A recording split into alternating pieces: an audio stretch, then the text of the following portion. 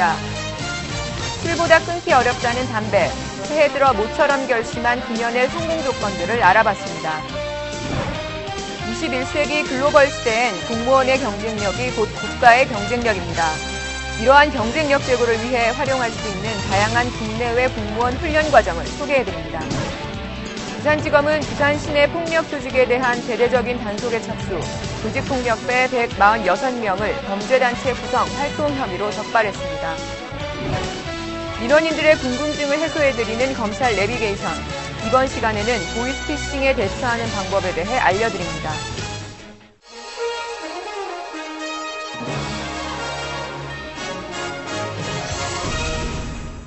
안녕하십니까. 검찰 포커스 하담리입니다. 어느덧 1월이 다가고 2월을 맞았습니다. 새해를 맞아 세웠던 결심들이 시간이 지나면서 흐지부지 되지 않도록 마음을 다잡아야 할 때입니다. 특히 올해 반드시 담배를 끊겠다고 결심하신 분들 많으신데요. 웬만해선 성공하기 어렵다는 금연, 그 성공 조건들을 알아봤습니다. 신지혜 기자입니다. 금연 한 3번 정도 해봤던 것 같아요. 올해는 아예 계획을 안 세웠죠. 이제 불가능하다는 걸 아니까. 금연 생각은 많이 하죠. 몇 번이나 시도해보셨어요? 한 10번 정도 했던 것 같은데. 담배의 폐해가 부각되는 것과 함께 최근 금연구역이 확대되면서 흡연자들이 설 자리가 점차 좁아지고 있습니다. 많은 사람들이 이런저런 이유로 새해 들어 담배를 끊겠다고 결심하곤 하지만 작심삼일, 이러한 결심은 오래가지 않습니다.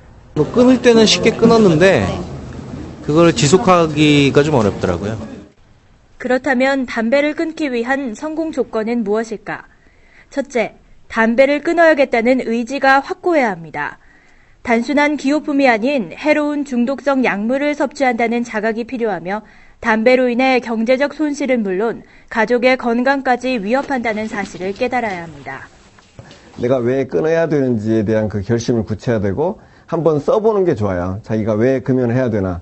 금연을 결심할 때는 뭐 이유가 있었을 거예요. 뭐 직장에서 불편하다든지 뭐 건강에 안 좋았다든지 여러 가지 불편이 있을 거예요. 그래서 그것을 잘 써보고 한번 가지고 다니면서 담배 생각 날 때마다 한 번씩 읽어보면은 훨씬 더 그 자기 결심을 굳힐 수 있습니다. 금연 중 생기는 금단 증상도 미리 대비해 놓으면 보다 쉽게 넘길 수 있습니다. 다른 대체 행동을 해야 되는데 흔하게 권고되는 것은 시원한 물을 천천히 심호흡을 하면서 천천히 마시거나 아니면 물을 안 마시더라도 심호흡을 천천히 하라는 거죠. 하나, 둘, 셋, 넷 하면서 들이쉬고 내쉬고를 약 5분 정도 하면은 그 급한 흡연 충동은 약간 가라앉게 됩니다. 그러나 5분만 그 충동을 가라앉히면은 그 충동이 사라지기 때문에 평생 계속 5분만 참으면 평생 금연할 수 있다 이렇게 되는 거죠. 약물과 각종 보조제도 도움이 됩니다. 일례로 니코틴 패치는 적은 양의 니코틴을 공급해 금단 증상을 완화시키는 기능을 합니다. 혼자 힘으로 어렵다면 전문가의 도움을 받는 것도 고려해 볼 수 있습니다. 병원이나 보건소의 금연 클리닉에선 체계적으로 금연을 돕고 있으며 보건소의 경우 무료로 일산화탄소 측정 등 각종 검사와 금연 보조제를 무료로 나눠주고 있습니다. 혼자의 의지만으로 하시기 힘드시니까요. 부담 갖지 마시고 보건소를 찾아오시면 전문가적인 상담과 함께 금연 보조제를 무료로 지급해 드리고 있습니다. 쉽지는 않지만 금연에 성공하는 길은 반드시 있습니다. 담배를 계속 핀다는 것은 평균 수명이 10년이 짧아지는 건데 그게 건강하게 10년이 짧은 게 아니라 온갖 질병에 시달리다가 10년이 짧은 거거든요. 그래서 정말 그 자기 인생에서 아직도 하고 싶은 일이 남아있는 사람이라면 또 자기가 사랑하는 사람이 있거나 자기가 죽었을 때 슬퍼할 사람이 단 한 명이라도 지구상에 살아있다면 정말 담배를 끊는 것이야말로 가장 먼저 해야 될 일입니다. 인생에서. SPBS 신지혜입니다. 하루가 다르게 변하는 지식 정보화 사회 속에선 공무원도 새로운 기식과 기술을 연마하지 않으면 도태될 수밖에 없습니다. 이에 따라 정부의 경쟁력 강화와 글로벌 시대의 국제 전문 인력을 육성하기 위해 국내외 다양한 교육과정이 마련돼 있는데요. 검찰 직원들이 지원할 수 있는 교육과정은 어떤 것들이 있는지 알아봤습니다. 김경리 기자입니다. 정부는 공무원들에게 국내외 다양한 교육 기회를 주기 위해 교육훈련 제도를 두고 있습니다.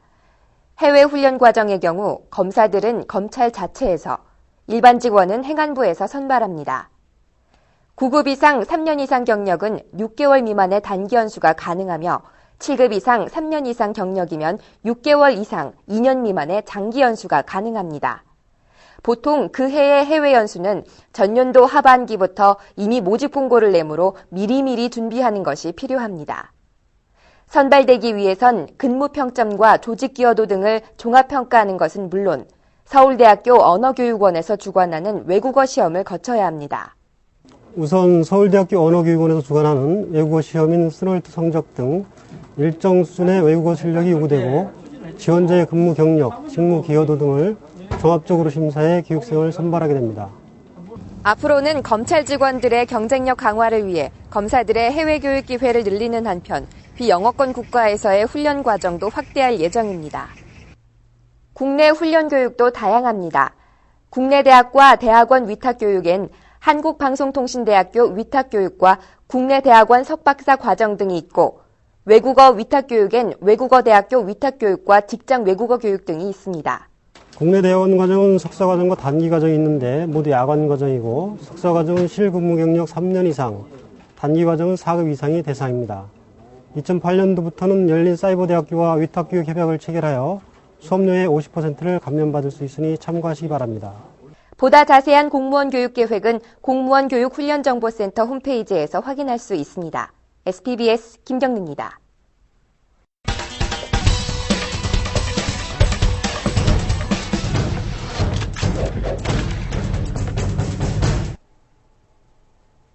최근 보이스피싱이나 조직폭력, 불법 대부업 등 각종 민생 침해 범죄가 기승을 부리면서 정부도 이들을 근절하기 위해 발빠르게 움직이고 있습니다.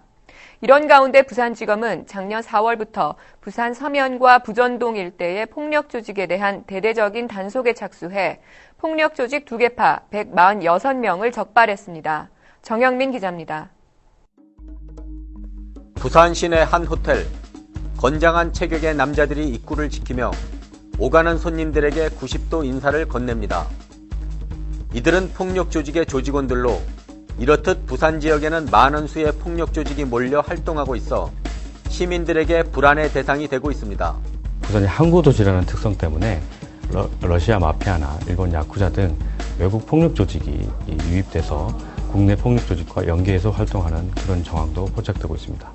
이들의 폐해는 날로 심각해져 일부 조직은 시내 중심가에 불법으로 포장마차를 차린 뒤 이를 다시 임대하는 방법으로 영세상인들을 갈취하고 있었으나 관할 구청마저도 이들이 두려워 제대로 된 단속을 펼치지 못하는 실정이었습니다. 그 자리를 파는 거를 보면 그 노점상 자리 하나에 뭐 500만 원, 또 많게는 1000만 원씩 받고 팔고 뭐 그렇게 하고 있다고 합니다. 그래가지고 자리세 안 내거나 뭐 이렇게 하는 사람들이 있으면 쫓아내고 그 자리를 또 다른 사람한테 팔기도 하고. 이에 부산지검 마약조직범죄수사부는 지난해 4월부터 10월까지 부산 시내 중심가 폭력 조직에 대한 수사에 착수한 끝에 통합서면파, 부전동파 등 2개 폭력 조직 조직원 146명을 범죄단체 구성활동 혐의로 적발하고 대대적인 검거작전에 들어갔습니다. 이들은 영세상인들을 상대로 금품을 갈취하는 것 외에도 각종 이권에 따른 청부폭력 행사, 조직 이탈자에 대한 보복폭력, 그리고 경쟁 조직과의 집단폭력 행위 등을 일삼으며 부산 지역의 서민 생활을 침해해왔습니다. 깡패들은 모든 일을 다 합니다. 모든 일을 다 한다는 의미는 이제 쓰레기 처리와 관련한 그런 일까지도 하고 폭력 행사를 요구하는 사람이 요청을 하면 언제든지 달려가서 자기가 할 수 있는 폭력을 행사합니다. 수사 결과 이들은 모텔 등지에서 합숙하며 선배의 명령에는 절대 복종한다, 선배들이 호출하면 즉시 응해야 한다 등과 같은 행동 강령을 가지고 조직의 결속을 다진 것으로 드러났습니다. 한편 이들 폭력 조직원들 중 상당수는 학창시절 씨름, 레슬링 등 운동선수 경력이 있으며 선후배 관계인 것으로 밝혀져 이에 대한 대처가 시급한 것으로 나타났습니다. 검찰은 도주 중인 조직원들에 대한 검거 활동을 더욱 강화하는 한편 다른 폭력 조직으로 수사를 확대해 범죄단체 구성활동 혐의를 적용해 엄단할 방침입니다. SPBS 정영민입니다.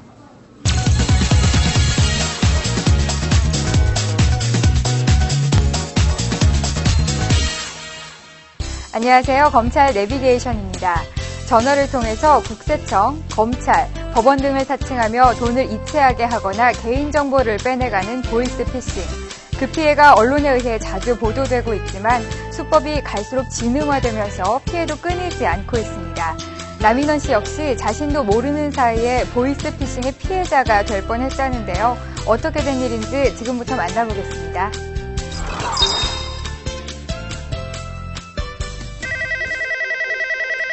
우체국이라며 걸려온 한 통의 ARS 전화. 남인원 씨는 택배가 반송됐다는 안내 멘트에 상담원 연결 버튼을 눌렀는데요.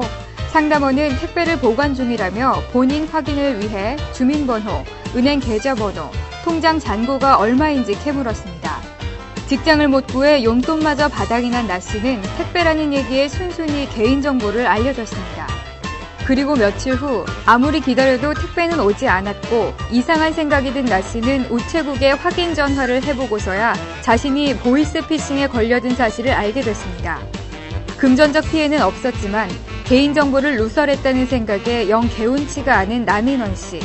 수사관님, 이럴 땐 어떻게 해야 하나요? 이 경우는 우체국 직원임을 사칭해 피해자를 현금 인출기 앞으로 유인하여 계좌 이체토록 하는 보이스피싱 수법인데 불행 중 다행으로 남인원 씨는 통장에 잔고가 없어 피해를 보지 않은 듯합니다.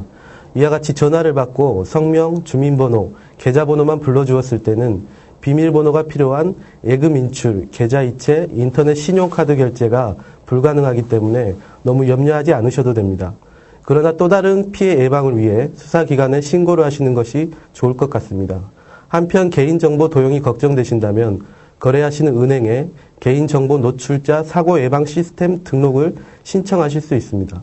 이렇게 하면 본인의 개인정보가 노출된 사실이 모든 금융회사에 알려져 추가적인 피해를 막을 수 있습니다.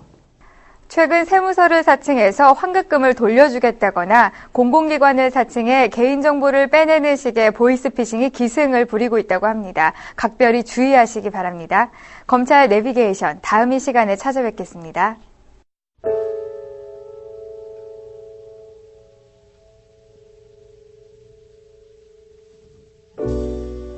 He needs me. He doesn't know it, but he needs me. And so no matter where he goes, though he doesn't care, he knows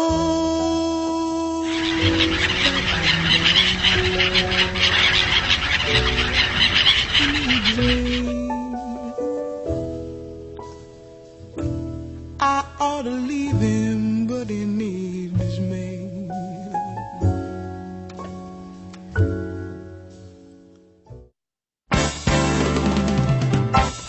간추린 소식입니다.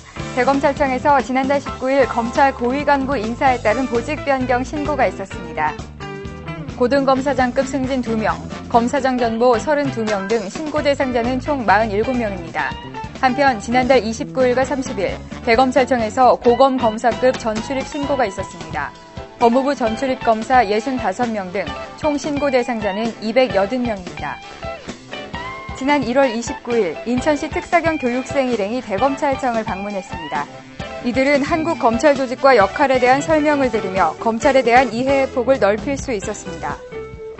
설 명절을 맞아 각 검찰청에서는 어려운 이웃과 함께하는 다양한 행사가 열렸습니다. 검찰 직원들은 관내 사회복지시설을 방문해 주변의 이웃과 훈훈한 정을 나누며 더불어 사는 사회 분위기 조성에 동참하는 시간을 가졌습니다. 검찰의 친절 서비스 우수 사례를 엮은 아름다운 정성 국민감동 책자가 발간됐습니다. 검찰청 직원들의 친절 실천 사례와 국민들의 편집글을 엮은 이번 책자는 국민을 섬기고자 노력하는 검찰 가족과 이에 화답하는 국민의 아름다운 모습이 함께 담겨져 있습니다.